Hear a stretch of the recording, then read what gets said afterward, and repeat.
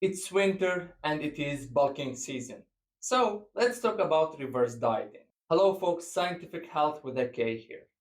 Reverse dieting or calorie cycling is a very important thing that you should do every now and then.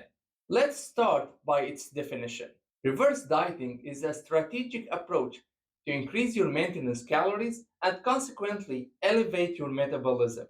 This means you are gradually introducing a slight surplus, a slight one, making the new surplus your maintenance calories because your body adapts to the new calories intake.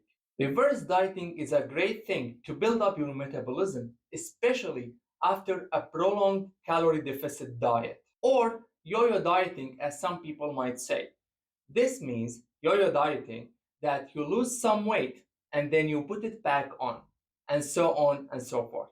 Being in a calorie deficit for a long time or yo yo dieting can throw off your metabolism.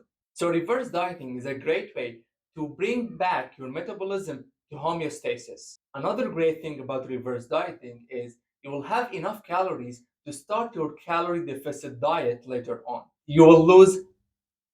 Another great thing about reverse dieting is when you have enough calories and you want to start your calorie deficit, it will be more like a sustainable approach to lose fat. An example is like if you finished your reverse dieting at 3000 calories, when you want to start your calorie deficit, you will have around 200 300 calorie deficit and you will start losing weight. Maybe by the end of the calorie deficit diet, you will end up by 2300 calories and still you are losing weight. Some hunger in the first 2 or 4 weeks is quite normal. When you start your reverse diet, it's quite normal to expect hunger, especially in the first 2 to 4 weeks. This might be because of overall activity levels or hormonal shifts due to the increased calorie intake. Just keep in mind that this is a temporary phase and it will not last forever. It's time to include calorie dense foods. It's very hard during reverse dieting to hit all your macros. So you can enjoy yourself by including some pizzas or muffins here and there. But keep in mind, you should hit first your protein and fiber intake, and the rest is all yours. I mean, you can play with your carbs and fat intake. Just keep in mind that it's about finding balance, not all binging on your favorite snacks. We always talk about this, but again, mindset matters. Keep consistent in hitting your macros, finding balance in your life, and hitting your gym schedule. And it is time again to gradually decrease or stop your cardio. If you are coming from a calorie deficit and you are doing 1 hour or 2 hours of cardio per week, maybe per day, it's time to decrease this level of cardio. This can be done by decreasing cardio by 15 to 30 minutes per week, or by dropping steps weekly by 2000 or 3000 steps. These are just suggestions, but you can find what suits you better.